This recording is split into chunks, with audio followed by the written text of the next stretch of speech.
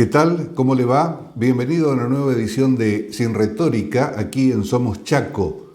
Los miércoles a las 22 para Resistencia, Barranqueras, Fontana, Puerto Tirol, Puerto Vilelas, el Gran Resistencia, y también en nuestra emisión en la ciudad de Villa Ángela. Además, a través del servicio de Flow para todos los canales que tengan ese servicio en el país. Y como siempre les decimos, también nuestro material está en el portal de noticias, en el canal de YouTube, en las redes sociales, Facebook, Instagram y Twitter, siempre con la denominación de Sin Retórica. Y es obvio que en este programa, en esta semana sobre todo, no se puede soslayar el tema que acaparó la atención tanto de la prensa nacional como extranjera, referido al denominado juicio por vialidad nacional, por las obras de vialidad nacional que se lleva adelante contra la vicepresidenta de la Nación, Cristina Fernández de Kirchner. Y el comentario que se puede hacer es que después de conocerse el pedido de la Fiscalía en cuanto a la condena que cree le correspondería a la actual vicepresidenta, esta, a través de las redes sociales de su canal de YouTube, hizo su descargo y ratificó aquello que ya en su momento se había advertido. De acuerdo con lo que expresó, usted lo leyó, lo escuchó, lo comentó, es que, de acuerdo con lo que dice, indicábamos, la sentencia está redactada y cargó muy duramente contra lo que denomina el partido judicial en la República Argentina. Posición que tuvo el apoyo, claro está, del sector que la avala, la sigue y la obedece incondicionalmente, pero también de otros actores del arco político que, sin pertenecer a ese kirchnerismo de paladar negro, podríamos decir, le dio su apoyo y su acompañamiento. Recordemos que esta instancia del juicio está en la primera etapa y que por lo menos se supone que será a fin de año cuando se conocerá la sentencia. Y es poco lo que se puede agregar a todo lo que ya se indicó sobre este tema, porque las posiciones están muy claras, ¿no? muy definidas. Están quienes quieren verla condenada, aún sin pruebas, y hay quienes la quieren ver absuelta, aún con pruebas. En este aspecto, en esta materia, es pero muy complicado para quienes no somos legos en derecho, ni mucho menos, determinar claramente los aspectos jurídicos que caben en la materia, en el tema, porque están tan divididas esas posiciones que, al parecer, ninguna de las soluciones que se puedan dar o de los veredictos que se puedan dar, obviamente, tendrán el apoyo de quienes consideran que lo que se busca es la proscripción para una posible y potencial candidatura de Cristina Fernández para el año que viene. Y como jurisprudencia, dirían los abogados, citan en un caso específico, aunque hay otros, como lo fue el de Inácio Lula da Silva, quien fue encarcelado en Brasil, no se le permitió participar de las elecciones en ese momento y ahora es uno de los favoritos para ganar las elecciones del mes de octubre en este año. Una situación que no viene más que a oscurecer aún muchísimo más esta situación de tanto distanciamiento, de tanta pelea, de tanta grieta que afecta a nuestro país. Y está el núcleo duro de un sector, el núcleo duro del otro, y en el medio, en la ancha vereda del medio, está muchísima gente que sigue padeciendo los efectos tremendos de la inflación que no da tregua y que al parecer tampoco tiene intenciones de darle ninguna al actual presidente Alberto Fernández y a su ministro de Economía Sergio Massa. Gran parte de la población argentina observa atónita lo que está sucediendo, alejados tal vez de aquellos presupuestos que se manejan de uno y otro lado, los incondicionales de Cristina Fernández, ya sea para absolverla o los incondicionales como para condenarla. Y eso se vio en las manifestaciones frente al departamento ubicado en la ciudad de Buenos Aires y también en las manifestaciones, en las movilizaciones que se realizaron en distintas partes del país. Escenarios, imágenes que se repiten permanentemente en la historia argentina y no hay que ir demasiado lejos en el tiempo para encontrarlas. Es lo que queríamos comentar sobre este tema. Obviamente que están quienes con muchísimo más conocimiento y expertise en el tema jurídico podrán explicar, pero más allá de eso también está un aspecto político, partidario, sectorial, ideológico, que, reiteramos, en muchos casos no abarca ni siquiera a la mayor parte de la sociedad argentina.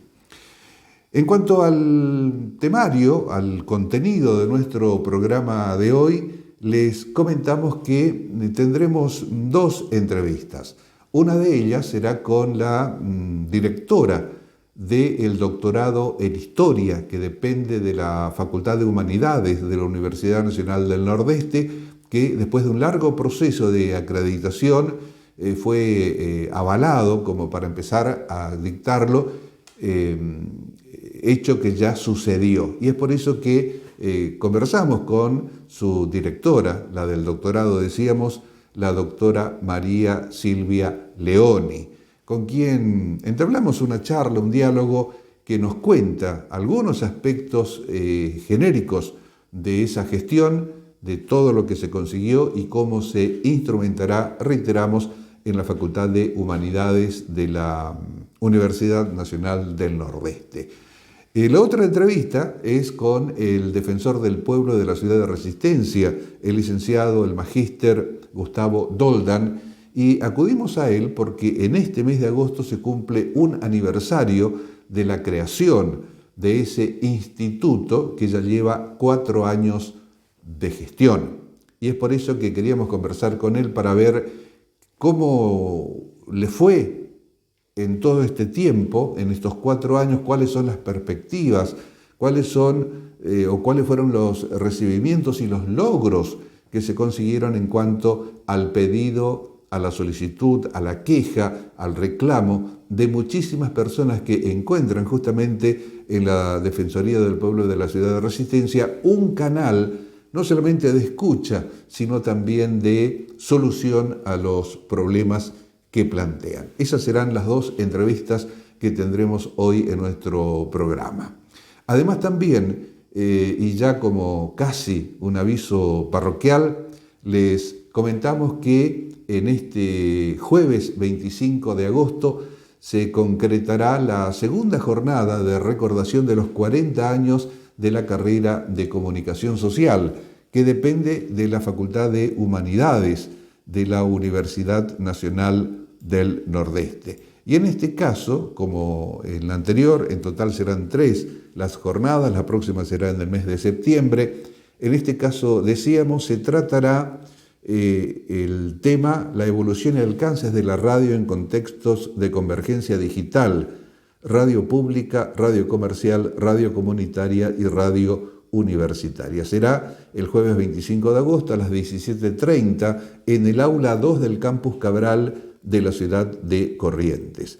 Y en esta ocasión el panel estará integrado por quien les habla, disculpen que sea la primera persona mencionada, pero así está en el programa correspondiente, y estará acompañado por Silvia Villavicencio, la directora de Radio Nacional Resistencia actualmente, Dalia Canteloro, quien es cofundadora de Radio Federal, ex delegada del AFCA en Corrientes, el licenciado Jorge Cefarelli, de Comunicación Comunitaria, Radio Comunitaria La Chicharra de Goya, y Cristina Vicentín de LT7 Radio Provincia de Corrientes, además de la actual directora del Departamento de Comunicación de la Facultad de Humanidades, la licenciada Elisa Farisano, quien además está en la radio Universidad de la Universidad Nacional del Nordeste. Será un placer poder estar nuevamente en ese lugar, en este caso,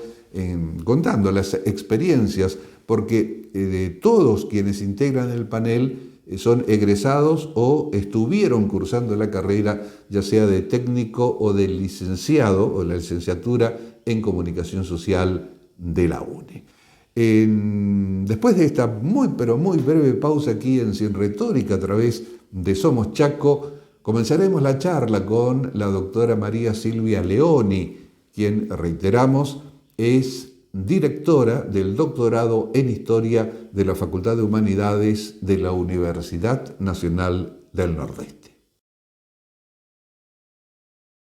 Como les comentábamos en nuestros anticipos de contenido del programa aquí en Sin Retórica, hoy tenemos la presencia de la directora del doctorado en Historia de la Facultad de Humanidades de la Universidad Nacional del Nordeste, la doctora María Silvia Leoni, a quien la saludamos y le agradecemos la gentileza de estar aquí con nosotros. ¿Cómo le va, doctora? ¿Cómo está usted?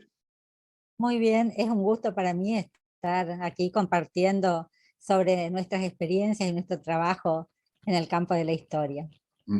Bueno, sabemos que se inició el doctorado, algo histórico, y bueno, queremos saber cómo fue el proceso para conseguirlo, cuál es la matrícula, en fin. Cuéntenos cómo fue todo hasta el momento para iniciar el dictado. Sí, este es un doctorado que ha tenido un largo desarrollo, ha sido muy pensado y es el resultado también de un trabajo de décadas que se viene realizando dentro de la Facultad de Humanidades, dentro de lo que es el campo de la historia, que ha desarrollado una tarea de investigación, sobre todo en lo que tiene que ver con lo que es la historia regional, que es la especialidad, ¿no es cierto?, de la mayoría de los investigadores que se desempeñan en nuestra universidad. Y eso ha ido permitiendo también desarrollar todo un cúmulo de trabajos de investigación sumamente importantes, que son referencia también a nivel nacional, y que por lo tanto forman parte de ese sustrato de materiales con los que nosotros trabajamos. Además, a lo largo... ¿Desde hace cuánto funciona el Departamento de Historia en Humanidades? En realidad la carrera de historia de la facultad fue creada en la década del 60 y a Ajá. partir de ahí comenzó con su trabajo de investigación, y creo que sobre todo a partir de los 80 ha tenido un impulso muy fuerte todo lo que es la investigación, el desarrollo de estos trabajos, la incorporación de becarios, de doctores. Cuenta hoy con un plantel importante de doctores en historia, nuestra facultad. Entonces es una trayectoria muy, muy larga, ¿no es cierto?, de trabajo, de investigación, de desarrollo, que permitieron que se convirtiera en una referente. Y, Claro. digamos, el corolario tenía que ser el contar con un doctorado, que es la máxima titulación, ¿no es cierto?, en cualquier disciplina.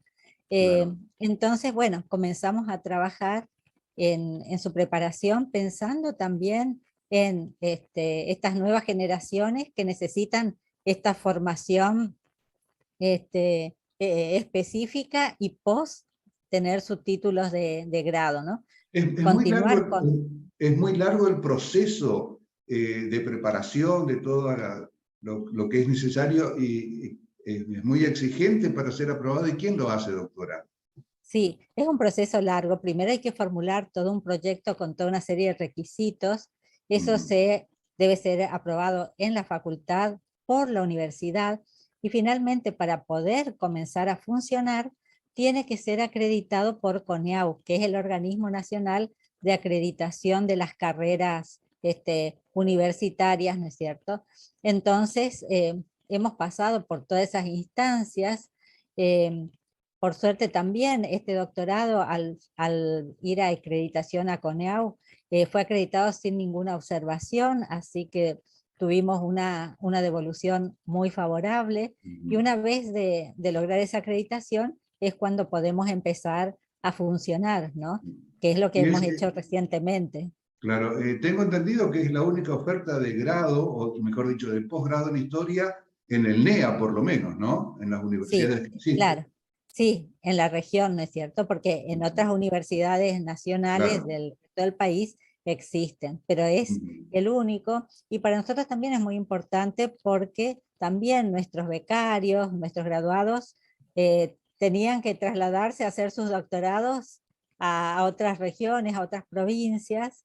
Y ahora, bueno, contamos con esta oferta, que es una oferta realmente de calidad, porque, como decía, muy pensada, muy trabajada, y pensando también en que sea de impacto, de interés para nuestra región, ¿no? Y pueden inscribirse, de hecho, creo que ya cerró la inscripción ahora para el primero de los dictados de doctorado, pero pueden inscribirse egresados de la UNE y de otras universidades, ¿no?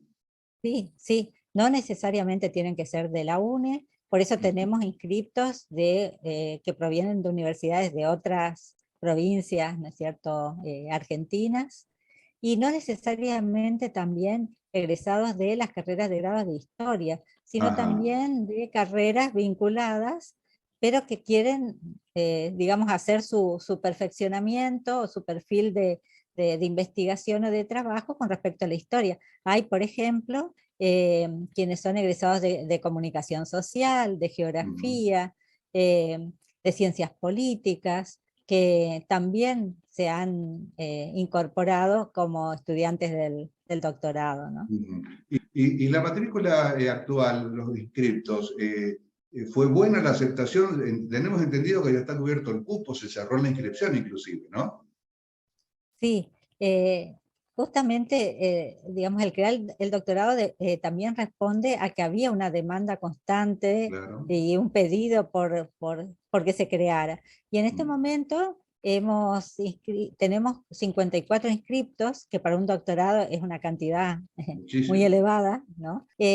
Cerramos la inscripción en su momento para empezar a trabajar, y bueno, el compromiso es ir abriendo anualmente la inscripción, para que puedan ir anotándose quienes no lo hicieron en este momento. ¿Y la Porque modalidad también, cuál es, doctora? ¿Virtual, sí, presencial, mixta? sí, en este momento estamos, eh, justo gracias a la ampliación que también, bueno, permitió, ¿no? Toda la situación de pandemia, y que permitió incorporar la modalidad virtual, hacemos una modalidad híbrida o mixta, que Mm. también eso facilita el cursado de quienes están en localidades, en lugares alejados de nuestra institución. Claro. Entonces, tenemos entonces la presencia de los profesores en la universidad, de estudiantes también allí, pero aquellos que no pueden estar presencialmente pueden asistir y participar Ujú. a través de los medios virtuales, o sea, es una modalidad híbrida. Y la otra El- cuestión el- sí. sí, que quería comentar, que me parece importante, que este es un doctorado que es semiestructurado. ¿Qué quiere Ujú. decir esto?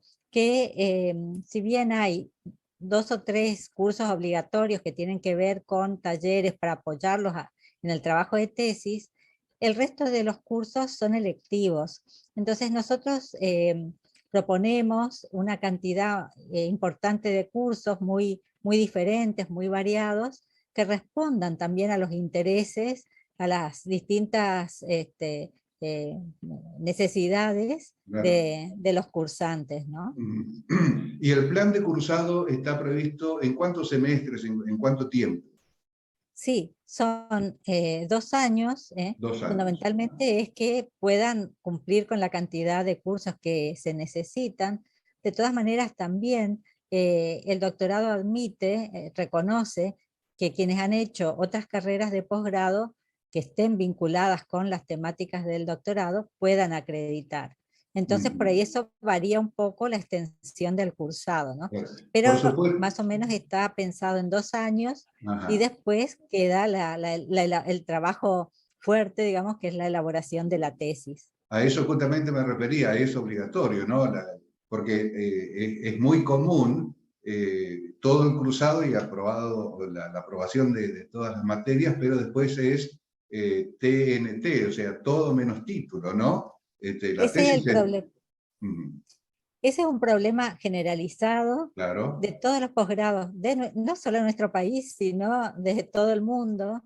Ujú, Las dificultades para llegar a la titulación, o sea, que tiene que ver con la presentación y la defensa de la tesis. claro. Entonces, la idea también aquí es hacer un acompañamiento personalizado, ¿no es cierto?, constante, con quienes cursan el doctorado y ofreciéndoles también estos cursos obligatorios, estos talleres que los van ayudando en el paso a paso de la formulación de su proyecto y de la elaboración de su tesis, porque Mm, indudablemente esa es la parte central mm. de un doctorado, ¿no? El puente roto, se dice, ¿no? Para acceder al título. ¿El plantel docente es local o también incluyen de otros lugares?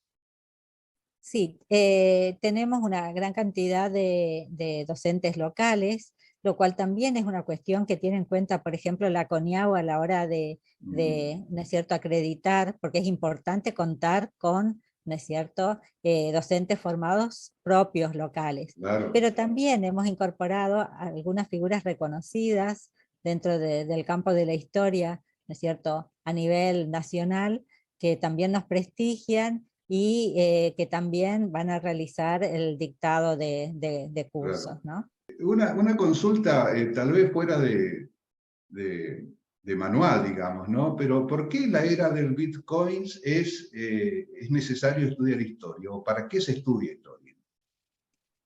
Y bueno, estudiar historia me parece que es una necesidad muy fuerte de todas las sociedades, conocer ese pasado que nos marca, que hace a nuestra identidad, Ujú, eh, nos permite entender también por qué el mundo en que vivimos es como es, el por qué tenemos determinadas instituciones, por qué funciona de tal manera, todo tiene una explicación histórica, un devenir del desarrollo de las sociedades ujú, que es fundamental para que podamos tener también una mirada crítica sobre el mundo en el que vivimos y también proyectar, ¿no es cierto?, nuestra realidad hacia el futuro, ¿no? Ver ujú, cuáles son esas posibilidades que se nos abren mirando ese desarrollo desde el pasado. ujú. Y Eh, también otro elemento importante del conocer historia es el poder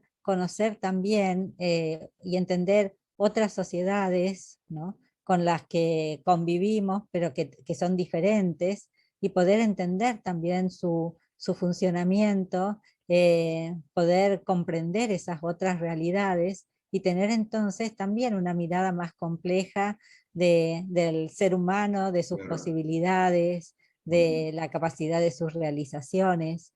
La, Entonces, me parece que aporta en ese ajá, sentido. Y hoy en día la, está sí, revalorizado también el conocimiento histórico, ¿no? Este movimiento en favor de la recuperación de la memoria, frente a determinados, ¿no es cierto?, acontecimientos o procesos, también lleva a revisar el pasado, claro. ¿no? Ahora, la historia es una ciencia. ¿Se aplica el método científico? ¿Se permite la interpretación de los hechos desde la actualidad hacia el momento en que se produjeron? Sí, en primer lugar, ¿no es cierto? Es una ciencia social, Ujú, entonces tiene su método, sus técnicas de trabajo, su forma de validación de los resultados a los que llegan, ¿no es cierto? No afirmamos lo que se nos ocurre o emitimos opiniones, sino lo que estamos haciendo es tratar de realizar una reconstrucción de ese pasado a partir de una metodología determinada. Por supuesto que el historiador, como cualquier otro investigador en cualquier disciplina, está parado en un presente que lo condiciona, ¿no? ujú, Eh, lo hace mirar de determinada manera, ¿no? De su objeto de estudio. Pero eso es algo que también entra, esos condicionantes también entran dentro de las consideraciones que hacemos o lo que tenemos en cuenta a la hora de mirar el pasado, ¿no? Son variables que existen. O sea, se puede es aconsejable, digamos, no sé qué línea o qué escuelas de investigación se aplican en cada una de ellas, pero se pueden aplicar paradigmas actuales de pensamiento, por ejemplo, frente a los paradigmas en el momento en que ocurrieron los hechos. Sí, nosotros siempre estamos trabajando con herramientas actuales que vamos incorporando, ¿no es cierto? Mm, Conceptos, terminologías, marcos teóricos, todo eso es desde el hoy. Pero lo que tenemos que hacer al aplicarlos es tratar de entender también, ¿no es cierto? Ese momento, ese pasado que estamos estudiando y no caer en anacronismos, ¿no? De buscar explicaciones que tienen que ver exclusivamente con el presente. Entonces es claro. un juego entre que partimos desde el presente, indudablemente miramos desde el hoy, pero tratamos de entender en su contexto y en su momento esos acontecimientos que estudiamos, ¿no? Hace algún tiempo, e inclusive actualmente, se produjo la aparición de historias noveladas, ¿no? O casi pseudoensayos, podríamos decir, o pseudoinvestigaciones. ¿Eso es historia? ¿Está validada académicamente? No, a ver, las novelas históricas siempre, ¿no es cierto?, han existido, bueno, y es dentro del campo de la novela, eso no. Las Mm, historias noveladas sí es una cuestión por ahí un poco más compleja, porque en realidad están utilizando, digamos, como pretexto acontecimientos históricos, pero claro. ponen muchos elementos de la imaginación, de las ideas del autor, ¿no? Y que no hay forma de comprobarlas o a través, ¿no es cierto?, de las fuentes y del Mm, trabajo que se hace. Entonces, hay, digamos, una historia, podemos llamarla científica, que es la que se atiene a esa metodología, que es también contrastada, validada por los otros historiadores, y estas otras formas que son más bien por ahí de difusión y que están más sujetas a la mm, libre imaginación de los claro. autores, ¿no? Algo que seguramente los trabajos de investigación y de tesis no he aceptado. O sea, el trabajo de ficción no cabe, digamos, ¿no?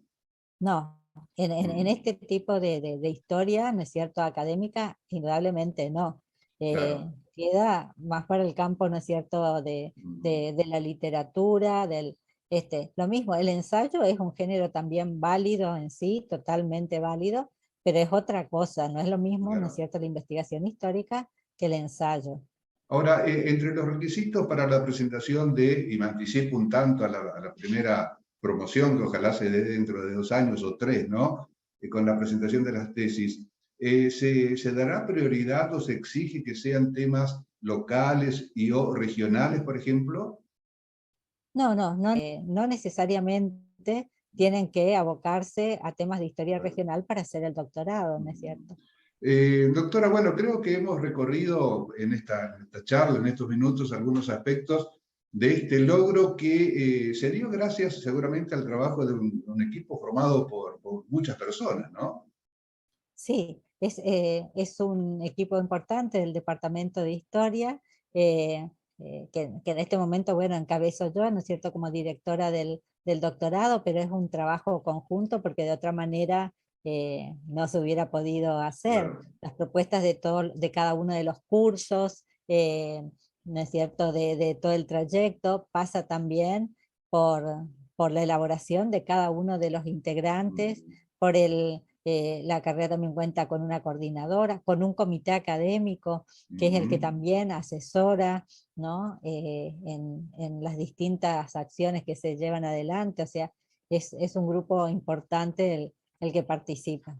Y tenemos entendido que si bien no es del departamento que usted es directora, pero en uno hermano, digamos, el de comunicación social, que también depende de la UNE, hace pocos días, semanas, se creó un departamento dentro del mismo de investigación, ¿no? Una dirección de investigación, creo. Exacto, un instituto de investigaciones. Instituto. Cada departamento que ha ido surgiendo ha tenido, digamos, los más tradicionales, los más antiguos, venían ya con sus institutos de investigaciones, ¿no? Y Claro, este en realidad es un departamento más nuevo, más reciente, entonces también el desarrollo de la investigación es de estos últimos años, pero ameritaba el contar con un instituto de investigaciones y realmente es algo muy auspicioso que ha sido creado claro. recientemente. Así que unas felicitaciones para la gente del Departamento de Comunicación Social de la UNE. Que se da en este año, 2022, en el marco de los 40 años de la creación de la carrera, ¿no? Allá en 1982 se inició en Corrientes, en la Escuelita Sarmiento, y bueno, y hoy puede presentar este logro como tantos otros que se consiguieron, y eso siempre es bueno.